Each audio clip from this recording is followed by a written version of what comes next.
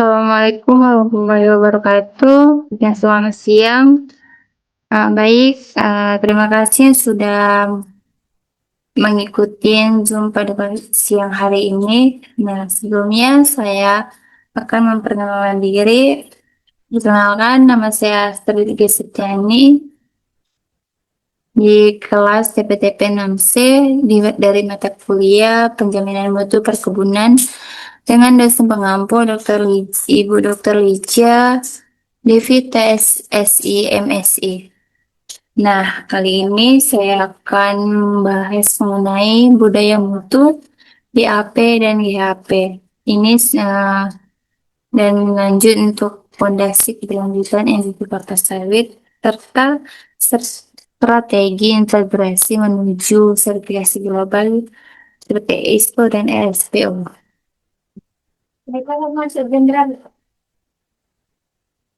Nah, biasanya kita akan membahas realitas ganda asli strategis serta tantangan kritisnya. Yang pertama, seperti yang kita tahu bahwasanya tanaman kelapa sawit ini adalah penghasil minyak terbesar nomor 1 di dunia. Dan ini sebagai punggung ekonomi yang mana menyumbang 3-4% dari PDB nasional. Dan selanjutnya ada pun sebagai produsen nomor 1 dunia yang mana produksinya 40 juta ton CPO per tahunnya dari data Kementan 2022. Dan selanjutnya mencakup jangkauan global yang mana mengekspor ke lebih 40 negara. Nah, yang pertama ada pun tantangan kritisnya itu pada lingkungan seperti yang mana kita tahu adanya pun fakta ataupun mitos mengenai tanaman kelapa sawit ini seperti deforestasi, penggunaan pestisida berlebih serta penyalahgunaan limbah pabrik kelapa sawit. Yang kedua, ada pun keamanan serta kesehatan, risiko kontaminasi, aflatoxin serta bahaya kesehatan pekerja. Nah, selanjutnya pertama kita akan membahas mengenai budaya mutu. Nah, budaya mutu adalah pola pikir, sikap, dan perilaku seluruh pelaku semua dari manajemen, mandor, pemanen, serta pekerja.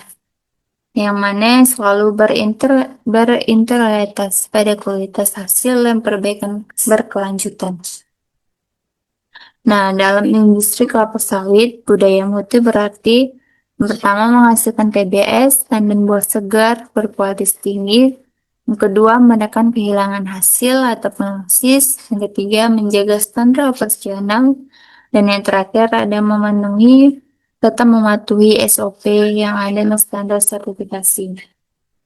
Selanjutnya, ada pun prinsip budaya mutu di perkebunan kelapa sawit. Ini ada pun yang pertama, konsistensi terhadap SOP, yang mana panen sesuai kriteria matang dan melakukan rotasi panen teratur seperti 7-10 hari. Yang kedua, ada perbaikan berkelanjutan, yang mana ini meliputi evaluasi mutu panen setiap harinya dan pengawasan mutu di lapangan. Yang ketiga, tanggung jawab bersama. Ini mencakup semua pekerja bertanggung jawab terhadap kualitasnya masing-masing. Yang keempat, disiplin mutu. Nah, ini tidak mencampur buah mentah tidak mencampur buah mentah dengan buah matang.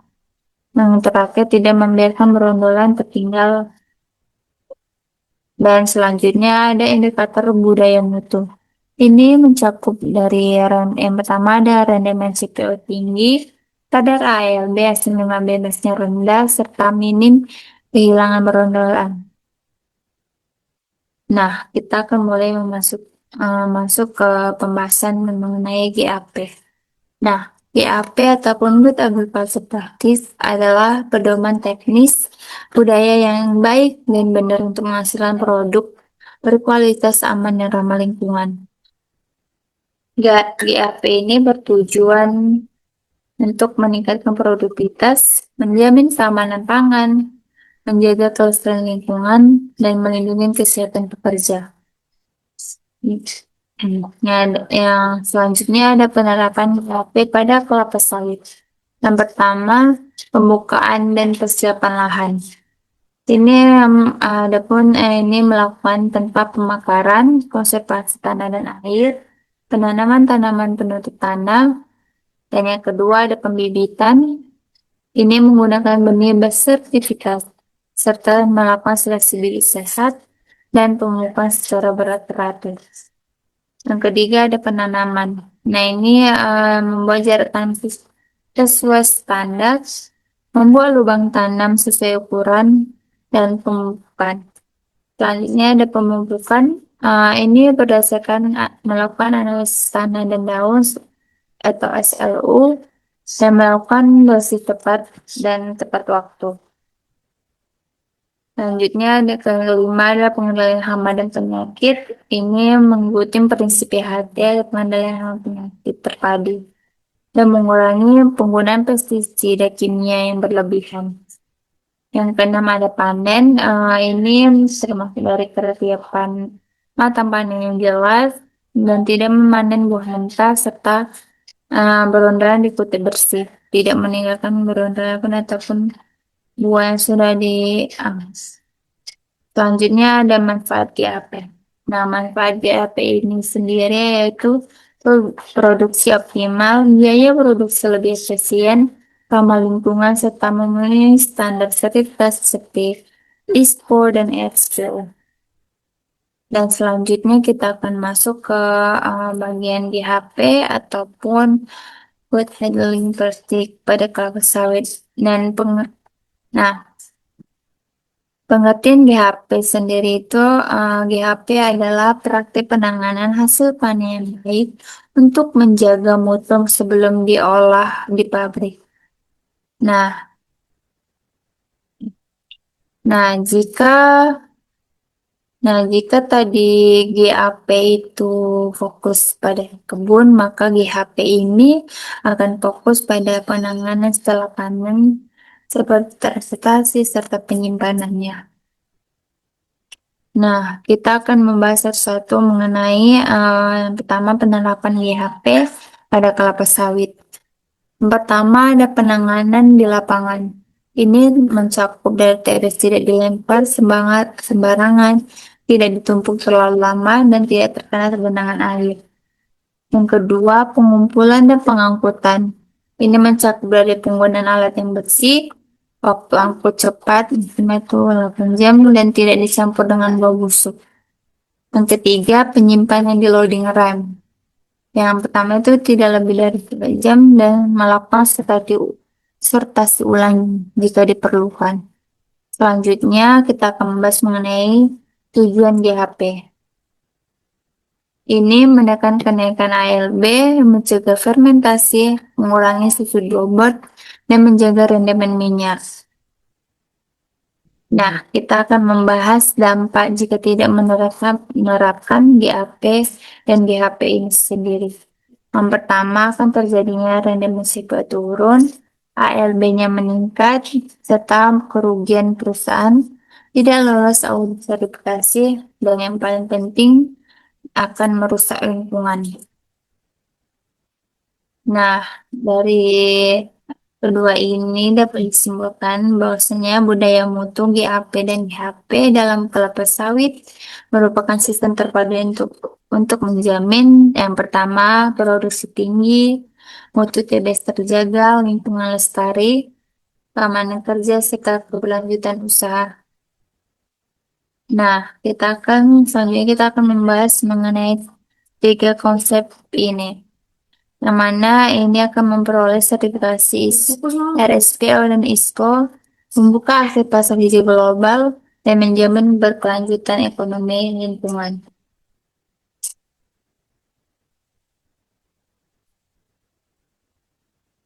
Nah, selanjutnya kita akan membahas budaya mutu transportasi pola pikir. Yang mana definisinya itu mencakup nilai, sikap, dan praktik yang mendorong perbaikan terus-menerusnya. Bersih utama melakukan total involvement, melakukan semua baik dari manajer kebun, mandor hingga pekerja harian itu saling melibatkan. Yang kedua ada standarisasi global. Ini mematuhi ISO 1001 dan Zero dan aplikasi sawit. Nah, ini prioritas konsisten dan bos segar dan melakukan konsisten. Selanjutnya akan membahas mengenai budaya mutu yang berfondasi komitmen berorganisasi. Nah, budaya mutu tadi itu bukan sekadar sekumpulan aturan tertulis yang ditempel atau diulang-ulang di kantor. Namun, ia adalah nilai-nilai yang sikap praktik yang tertanam di dalam setiap individu di dalam organisasi tersebut. Nah, yang membedakan budaya mutu dari pendekatan konvensional adalah jangkauannya menyeluruh. Ia tidak hanya berlaku untuk menjamin puncak atau staf kebun. Ia mencakup dari staf kebun hingga mandor, hingga pekerja harian serta harian di lapangan semua memiliki peran aktif masing-masing. Nah, kita akan bahas mengenai GAP Good Health Karate ini yang mengikuti standar budaya, yang mana akan menghasilkan, memaksimalkan hasil, meningkatkan jejak lingkungan yang baik. Yang pertama, menjamin input ini itu seperti yang saya bilang tadi, menggunakan menggunakan manajemen input, manajemen input yaitu penggunaan pupuk dan terukur aman.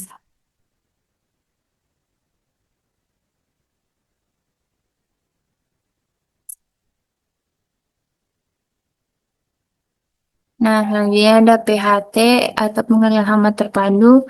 Ini dengan melakukan monitoring rutin, deteksi dini dan melakukan deteksi dini tanpa merusak ekosistem. Yang terakhir ada konservasi. Ini mencakup dari perlindungan area HCV, lahan gambut, dan sumber air. Nah, kita akan membahasnya pilar 3 GHP. Nah, ini fokus pada sentrasi penanganan pasca panen. Nah, ini melengkapi itu apa yang saya sampaikan tadi, yang mana melakukan kebersihan pribadi seperti pekerja itu diwajibkan memakai APD lengkap dan mencuci tangan untuk mencegah terjadinya kontaminasi. Yang kedua, sanitasi peralatan. Ini pembersihan rutin alat panen seperti egrek, gancu, dan alat transportasi. Mana ini seperti melakukan rutin pertajaman alat egrek dan gancu. Yang ketiga ada kontrol suhu. Ini mencegah pertumbuhan jamur, aflatoksin, dan pembusukan. Nah, seperti yang saya bilang tadi, jika gagal cara menanam, gagal cara menanganinya. Nah, ini akan kita akan membahas nilai kritisnya di Golden Heart, penanganan TBS-nya. Nah, ini fokus untuk minimalkan penundaan dari panen hingga pengolahan. Seperti gambar ini yang ada di sini lihat dari panen dan dia akan diangkut oleh truk untuk menuju ke pabrik itu targetnya itu tapi paling lama itu seharusnya tuh kurang lebih 8 jam sudah harus sampai di pabrik. Nah, jika terjadi risiko keterlambatan itu yang pertama akan lonjaknya asam lemak bebas, Dan dampaknya itu yang pasti menurunkan kualitas CPO drastis dan jatuhnya harga jual.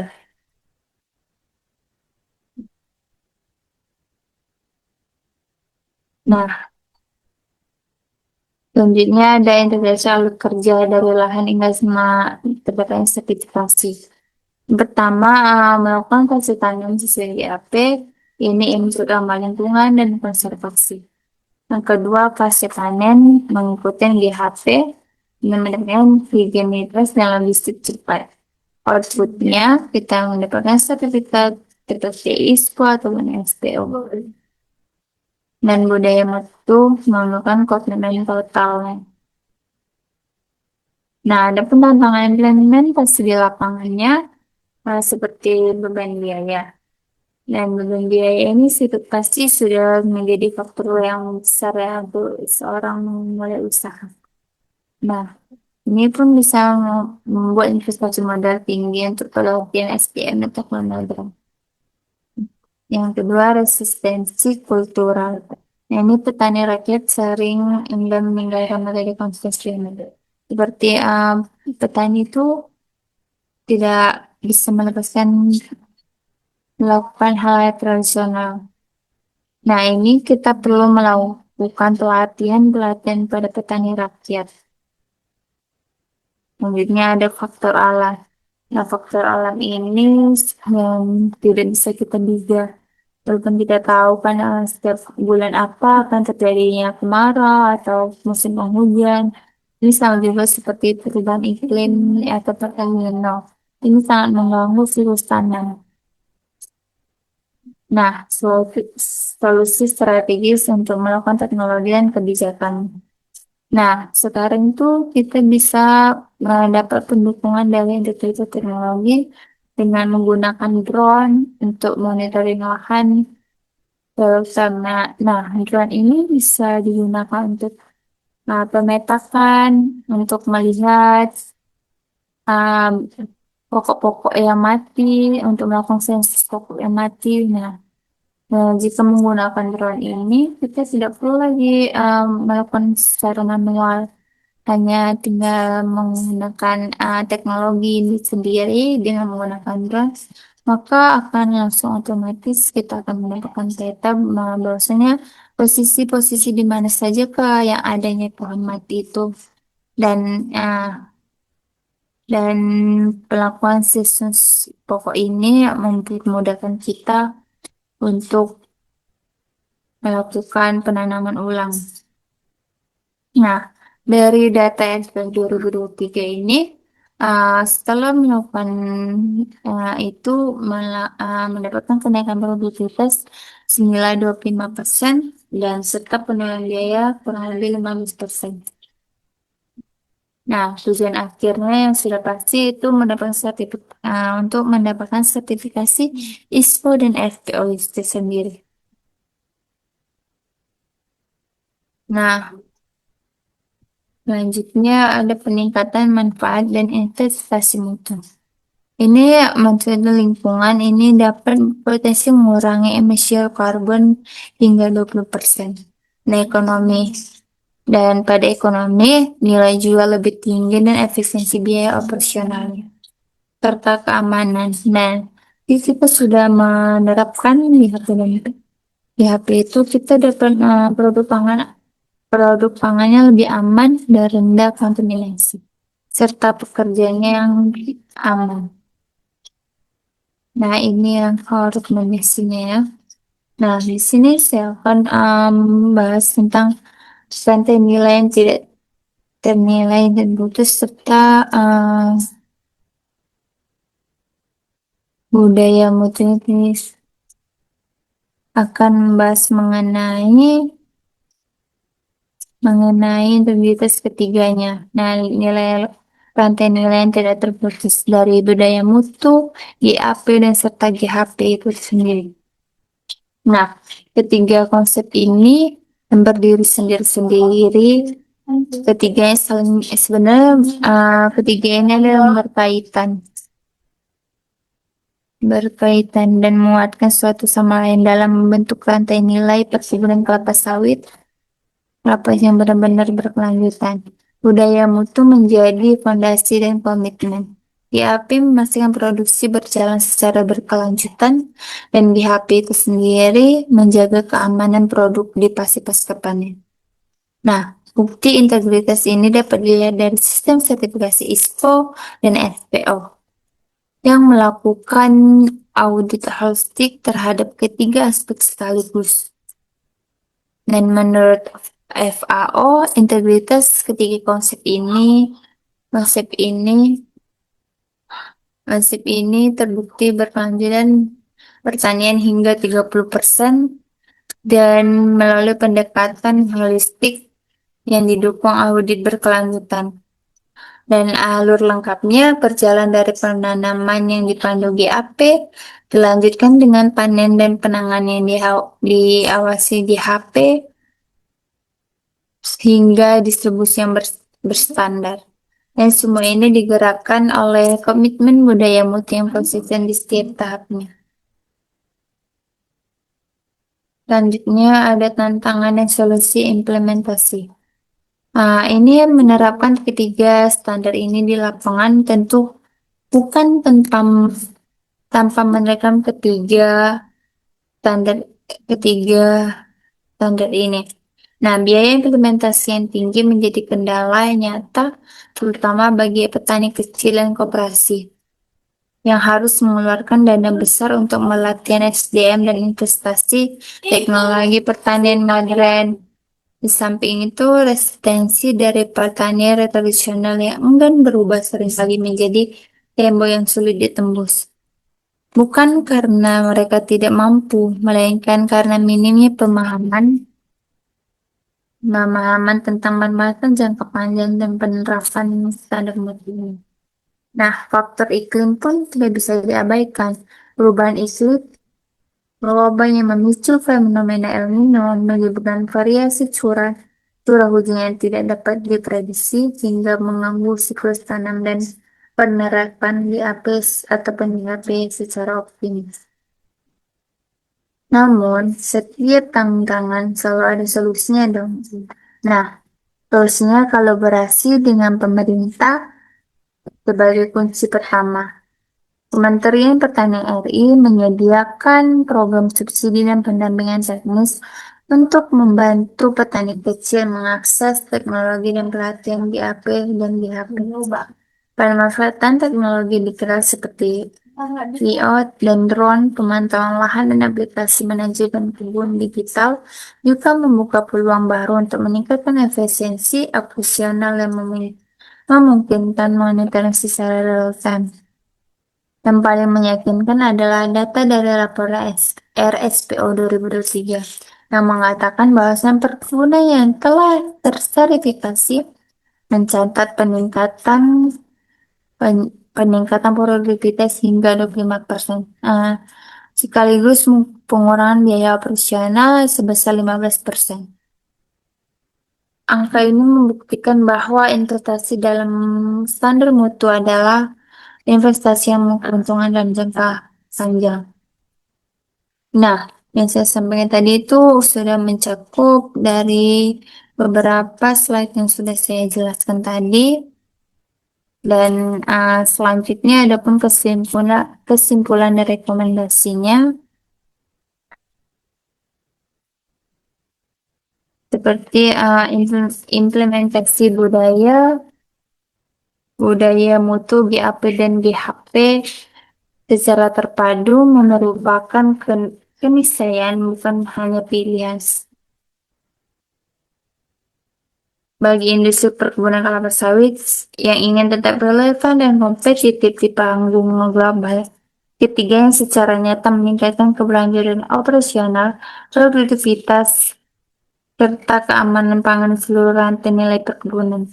Serta manfaat jangka panjangnya sangat jelas, akses yang lebih luas ke pasar global, berkurang risiko hukum dan sanksi, serta kontribusi nyata pada pertumbuhan ekonomi hijau Indonesia. Ini bukan hanya tentang memenuhi standar, tetapi ini tentang membangun masa depan industri yang lebih sehat, ahli, dan berkelanjutan. Nah, langkah konkret yang dapat direkomendasikan adalah mulai dengan audit mandiri internal untuk mengidentifikasi GAP dalam penerapan standar yang ada, kemungkinan segera mengganti sertifikasi ISPO ataupun RSPO sebagai bukti komitmen nyata terhadap standar operasional tertinggi dalam industri perkebunan kelapa sawit.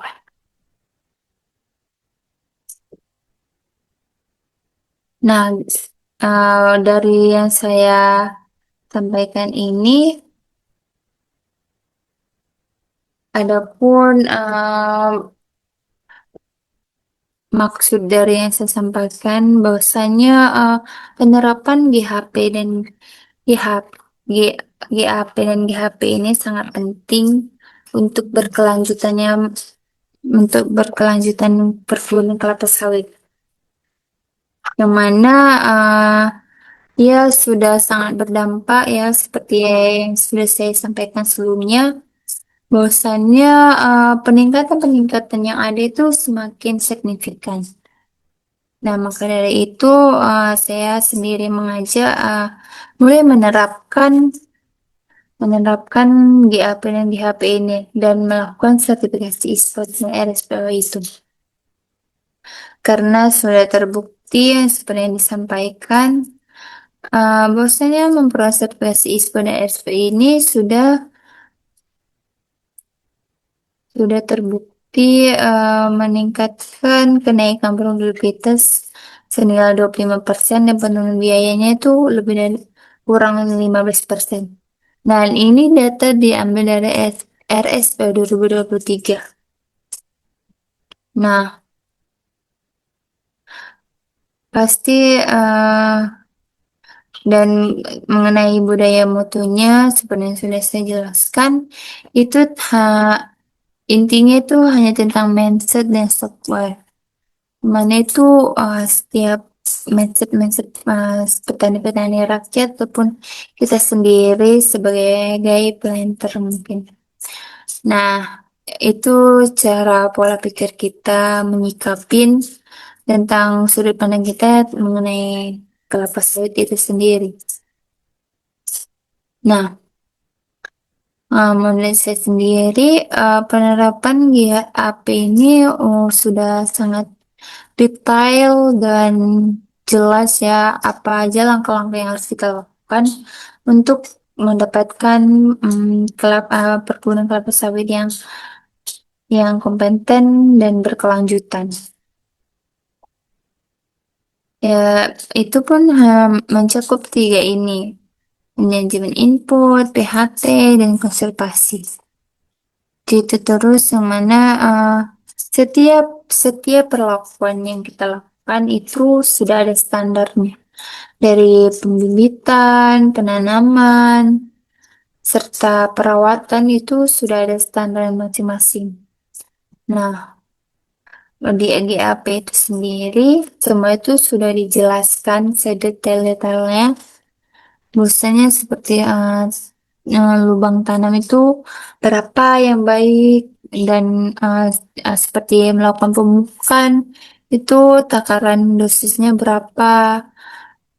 Dan itu kalau untuk pemupukan sendiri kita bisa melakukan SLU ya, dari daun untuk mengetahui dan beberapa tahun ke depan bahwasanya nih kelapa sawit kita ini memerlukan pupuk pupuk apa dan untuk dosisnya berapa setiap berapa bulan sekali itu sangat sudah jelas. Selanjutnya kita dari GHP itu sendiri, GHP itu mencakup pasca panen ya, dari setelah panen sampai dibawa ke pabrik. Ini dari setelah dipanen sampai ke bawa ke pabrik itulah udah termasuk dari GHP. GHP itu seperti yang saya bilang tadi, dia mencakup kalau GHP tadi cara menanam, maka GHP itu cara menanganinya. Seperti buah yang udah kita ambil jatuh, nah kita menangani ini mau jadi apa gitu, atau perlakuan apa yang kita lakukan agar buah yang udah kita panen ini tetap terjaga kualitasnya. Dan dan terakhir tuh saya memasukkan di sini mengenai termasuk teknologinya, tujuan akhirnya mendapatkan sertifikasi ISPO dan RSPO-nya. Nah, seperti itu. Mungkin cukup menurut saya. Saya beberapa ini mungkin ada informasi yang keliru ataupun salah kata saya mohon maaf sebesar-besarnya. Semoga apa yang saya sampaikan menjadi menambah wawasan kita bersama dan bermanfaat untuk kita semua. Semoga materi yang bermanfaat dan untuk kemajuan industri gelap perkebunan kesal Indonesia yang berkelanjutan pastinya. Saya tutup. Assalamualaikum warahmatullahi wabarakatuh dan terima kasih. Selamat sore. Terima kasih yang sudah hadir.